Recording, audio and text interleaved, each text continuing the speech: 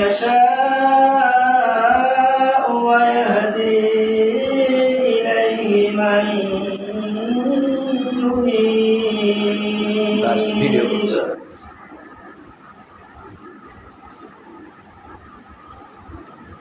ইরশাদ হচ্ছে,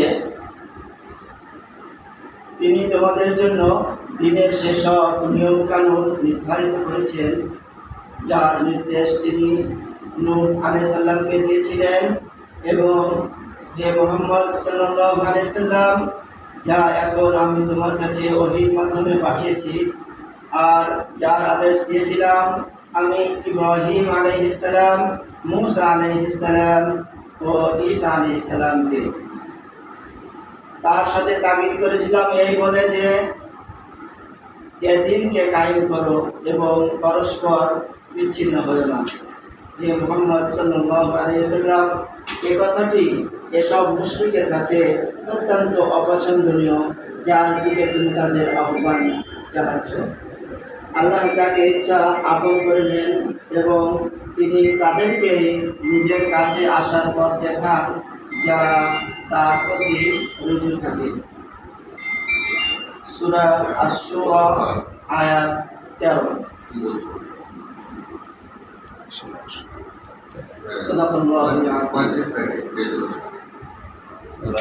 আজকের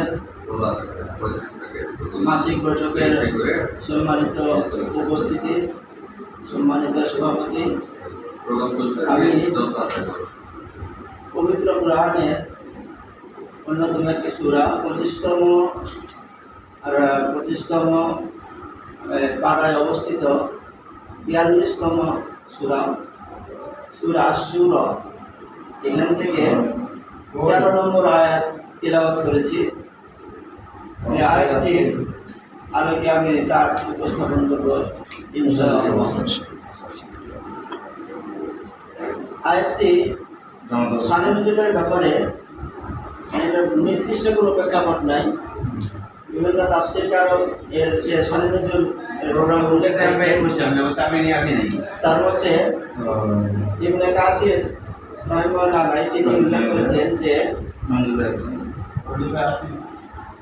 এই আয়াতটি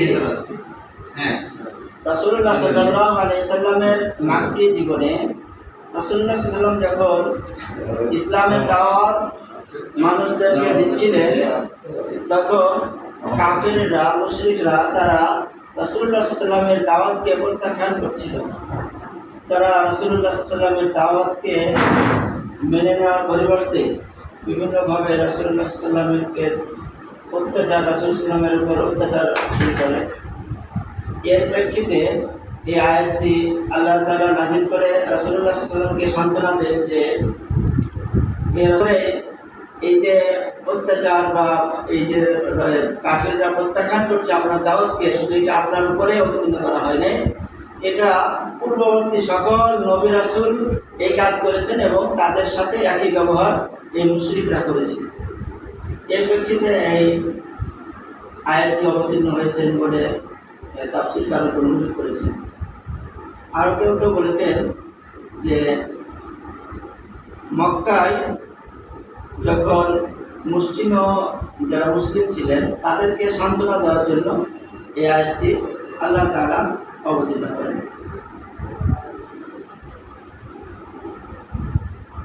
আমরা এখন দেখব যে আল্লাহ তাআলা এই আয়াতে আমাদেরকে কি বার্তা দিচ্ছেন। আল্লাহ তাআলা বলছেন, শারআ লাকুম মিনাদ-দীন, যে শারআ এই আরবি শব্দটি নির্ধারণ করতে ব্যবহার করা হয়েছে। শারআ ইশরাউ তাশরিউন অর্থে, তাশরিউন মাদ থেকে এসেছে। এর অর্থ হলো নির্ধারণ করে দেওয়া, নির্ধারণ করে দেওয়া, লিখে দেওয়া বা প্রতিষ্ঠিত করা, বিধি এবং নিয়ম কানুন রচনা করা এবং আইন কানুন অর্থে ওই শব্দটি শরিয়াতুন এই অর্থে ব্যবহার হয়েছে। আল্লাহ তাআলা বিশ্বজাহানের সব কিছুর মালিক, তিনি আমাদের প্রকৃত অভিভাবক, এবং মানুষের মধ্যে যে বিষয়ে মতভেদ হোক না কেন তার ফয়সালা করা তারই কাজ। আল্লাহ তাআলা মানুষকে সৃষ্টি করেছেন এই পৃথিবীতে, এবং এই মানুষ পৃথিবীতে কিভাবে চললে তার জন্য মঙ্গল হবে, আল্লাহ তাআলা সেই পথ বাতলে দিয়েছেন। আল্লাহ তাআলা এখানে বলছেন যে শারআ লাকুম মিনাদ দ্বীন, যে আমি তোমাদের জন্য দ্বীনকে নির্ধারণ করে দিয়েছি। মা ওয়াসাইনা বিহি নূহা, যা আমি পাঠিয়েছিলাম বা আমি নির্ধারণ করেছিলাম নূহ আলাইহিস সালামের প্রতি। আল্লাহ তাআলা এখানে নূহ আলাইহিস সালামের কথা বলেছেন, কারণ আমরা জানি যে পৃথিবীতে যে মহাপ্রলয়, এরপরে সর্বপ্রথম যে নবী বা নূহ আলাইহিস সালামের সময় মহাপ্রলয় হয়েছিল, পৃথিবীটা আল্লাহ তাআলা নতুনভাবে যেমন সৃষ্টি করা, আল্লাহ তাআলা সৃষ্টি করেছেন। নূহ আলাইহিস সালামের প্লাবনের পরে তিনি প্রথম নবী, এই জন্য আল্লাহ তাআলা নূহ আলাইহিস সালামের কথা এখানে উল্লেখ করেছেন। এরপরে বলছেন যে আল্লাযী আওহাইনা ইলাইকা, যে আমি আপনার প্রতি ওহী করেছি। ওমা ওয়াসাইনা বিহি ইব্রাহিম, যেমন ওহী করেছিলাম বা যেমন এই শরীয়ত নাযিল করেছিলাম কার প্রতি, ইব্রাহিম আলাইহিস সালামের প্রতি, ও মূসা ওয়া ঈসা। আল্লাহ তাআলা এখানে 5 জন বড় বড় রাসূলের কথা উল্লেখ করেছেন। 5 জন উল্লেখ করার কারণ এই নবী রাসূলগণের কথা আল্লাহ তাআলা অন্য আয়াতে উল্লেখ করেছেন। যেমন আল্লাহ তাআলা সূরা আল-আহজাবে 33 নম্বর আয়াতে, সূরা আল-আহজাবের 7 নম্বর আয়াতে বলছেন, ওয়া ইয আখাযনা মিনান নাবিয়্যিনা মিসাকাহুম ওয়া মিনকা ওয়া মিন নূহ ওয়া ইব্রাহিম ওয়া মূসা ওয়া ঈসা ইবনে মারইয়াম ওয়া আখাযনা মিনহুম মিসাকান গালিযা।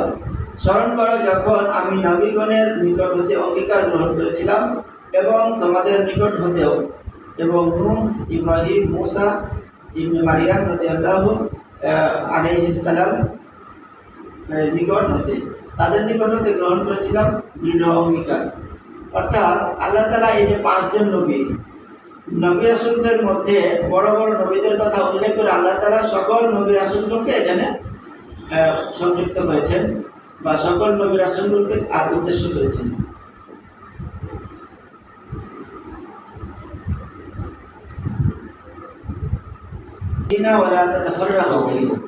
যে তোমরা কি করবে, দ্বীনকে প্রতিষ্ঠা করবে, কায়েম করবে, আর তোমরা পরস্পর বিচ্ছিন্ন হবে না, ভিন্ন হবে না, মত পার্থক্য করবে না। কেন? আল্লাহ তাআলা সকল নবী রাসূলগণের প্রতি একটাই আদেশ দিয়েছিলেন যে তোমরা কি করো, মানুষকে এটা বলো যে আল্লাহ এক, তার কোনো শরীক নাই, তিনি এক এবং অদ্বিতীয়, তার কোনো শরীক নেই। এই কথাটাই মানুষকে আল্লাহ তাআলা বলার জন্য সকল নবী রাসূলগণকে নির্দেশ দিয়েছিলেন। প্রত্যেক নবী রাসূল একই কথাই বলেছেন। আল্লাহ তাআলা পবিত্র কোরআনে বলছেন যে ওমা আরসালনা মিন ক্বাবলিকা মিন রাসূলিন ইল্লা নূহা ইলাইহি আন্নাহু লা ইলাহা ইল্লা আনা ফা'বুদুন, যে আমি তোমাদের পূর্বে এমন কোন রাসূল প্রেরণ করিনি যার প্রতি লা ইলাহা ইল্লাল্লাহ, এটা এই ওহী ব্যতীত মানে প্রত্যেক নবী রাসূলগণের একটাই কাজ ছিল, তারা প্রচার করতেন লা ইলাহা ইল্লাল্লাহ। তারা প্রত্যেকে আল্লাহ তাআলার এই বাণী প্রচার করেছেন। আর তিনি বলছেন যে লা ইলাহা ইল্লা আনা ফা'বুদুন, আর তোমরা কি করবে, আমারই ইবাদত করবে। সূরা আম্বিয়া 25 নম্বর আয়াতে আল্লাহ তাআলা এই কথা বলছেন। তাহলে আল্লাহ তাআলা এই যে নবী রাসূলগণের যে শরীয়ত, প্রত্যেকের কিন্তু শরীয়ত একরকম ছিল। তাহলে আল্লাহ এখানে ওয়ালা তাতাফাররাকু ফি বলছেন যে তোমরা মতভিন্নতা বা মত পার্থক্য করো না। কেন বললেন? প্রত্যেক নবী রাসূলগণের শরীয়ত তো এক ছিল না। প্রত্যেকের নামাজ, রোজা, হজ, যাকাতের নিয়ম কানুন বা প্রত্যেকের উপরেও হয়তো নামাজ ফরজ ছিল কিনা আমরা ওভাবে জানি না। নামাজের হয়তো আমরা এখন 5 ওয়াক্ত আদায় করছি, কারো 1 ওয়াক্ত ছিল বা 2 ওয়াক্ত ছিল বা অন্যান্য নিয়ম কানুন ভিন্ন ছিল। বা রোজার ক্ষেত্রে আমরা যে 1 মাস রোজা আল্লাহ তাআলা আমাদের উপর ফরজ করেছেন। অন্যান্য নবী রাসূলগণের উপর বিভিন্নভাবে রোজা ফরজ ছিল। এর দ্বারা উদ্দেশ্য হলো প্রত্যেক নবী রাসূলগণের যে উদ্দেশ্য সেটা ছিল আল্লাহ মানুষকে আল্লাহর দিকে আহ্বান করা, মানুষ যাতে একমাত্র আল্লাহ তাআলার ইবাদত করে এই দিকে আহ্বান করা।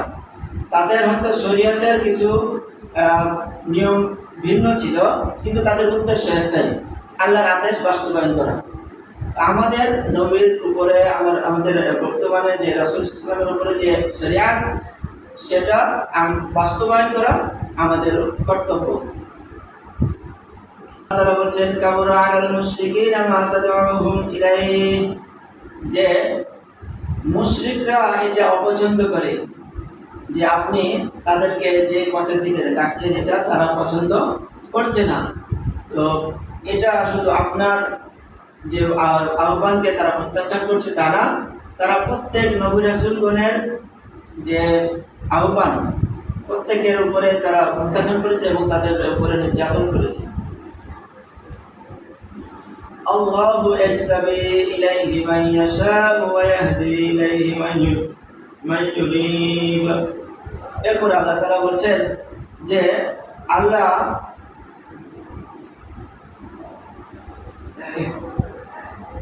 তাআলা বলছেন যে আল্লাহ তাআলা যাকে ইচ্ছা আপন করে নেন, ইয়াজতাবি ইলাইহি, আল্লাহ তাআলা নিজের কাছে টেনে নেন, আপন করে নেন, ওয়া ইয়াহদি, এবং কি করেন, হিদায়াত দান করেন, ইলাইহি মান ইউনিব, যে আল্লাহর প্রতি রুজু থাকে, মানে আল্লাহকে কাছে পেতে চায়, আল্লাহকে ভালোবাসতে চায়, যে সৎ পথ অনুসন্ধান করে আল্লাহ তাআলা তাকে হিদায়াত দান করেন।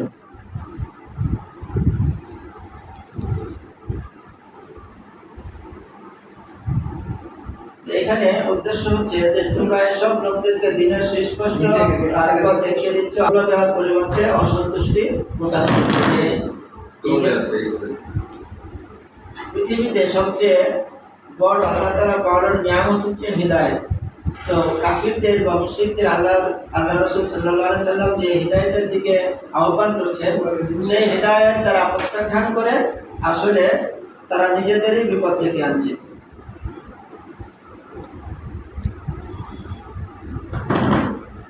বৃষ্টি হচ্ছে। দারসুল কুরআন এখানে শেষ করছি। ওমা তাওফীক ইল্লা বিল্লাহ, আলাইহি তাওয়াক্কালতু ওয়া ইলাইহি।